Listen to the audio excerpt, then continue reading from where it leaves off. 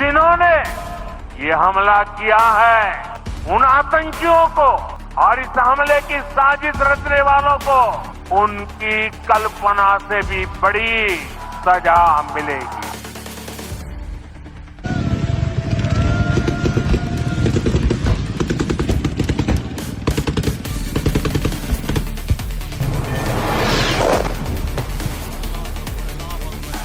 अब आतंकियों की बची खुची जमीन को भी मिट्टी में मिलाने का समय आ गया है।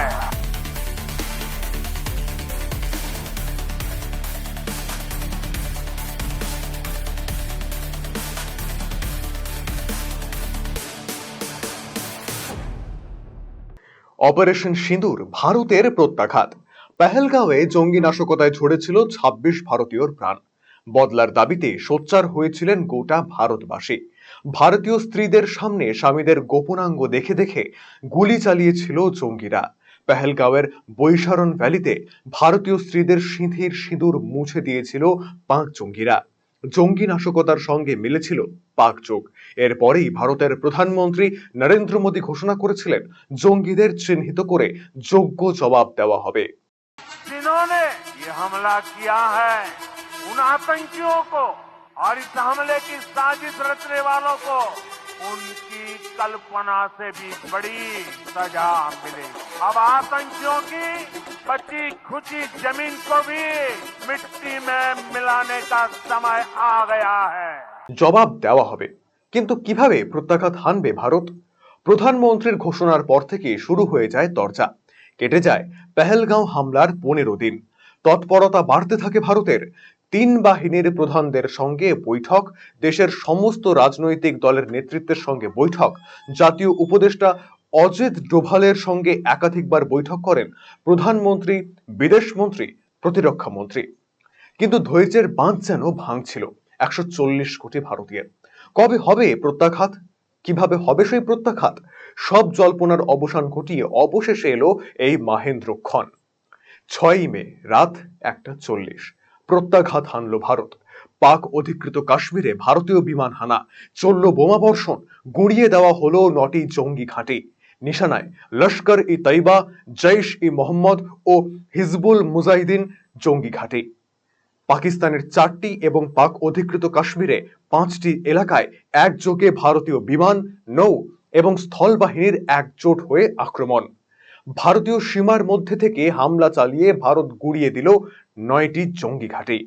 পাকিস্তান দাবি করেছে ভারতীয় হামলায় মৃত্যু হয়েছে ৮ জনের, কিন্তু অসমর্থিত সূত্রের খবর মৃত্যু হয়েছে অন্তত ৯০ জন জঙ্গির।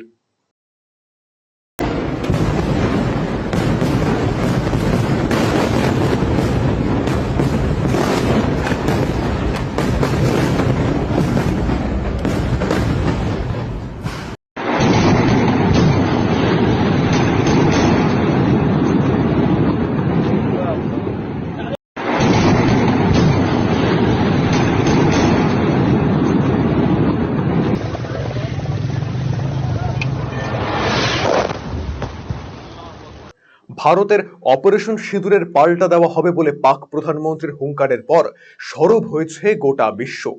আমেরিকার প্রেসিডেন্ট ডোনাল্ড ট্রাম্প পাকিস্তানের উদ্দেশ্যে বার্তা দিয়ে জানিয়ে দেন, ভুলেও প্রত্যাঘাতের চিন্তা করবেন না। সন্ত্রাসবাদের বিরুদ্ধে পদক্ষেপ গ্রহণ করার সম্পূর্ণ অধিকার রয়েছে ভারতের। সন্ত্রাসবাদ নির্মূলে ভারতের পাশে যে আমেরিকা রয়েছে তার বার্তা দিলেন আমেরিকান প্রেসিডেন্ট।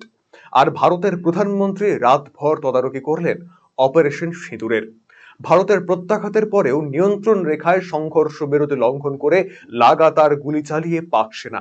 তবে পাল্টা দিচ্ছে ভারতীয় জওয়ানরাও। পাক সেনার লাগাতার গুলি বর্ষণে এখনো পর্যন্ত প্রাণ হারিয়েছেন ১০ জন ভারতীয়, আহত প্রায় ৩০। মৃতদের মধ্যে ১২ বছরের এক বালিকা এবং ১০ বছরের এক বালক। বুধবার সকালে অপারেশন সিঁদুর নিয়ে সাংবাদিক বৈঠক করেন বিদেশ সচিব বিক্রম মিশ্রি। সঙ্গে ছিলেন ৩ বাহিনীর উচ্চ পদস্থ আধিকারিকেরা। पीओजेके के टारगेट्स मैं आपको बताना चाहूंगी।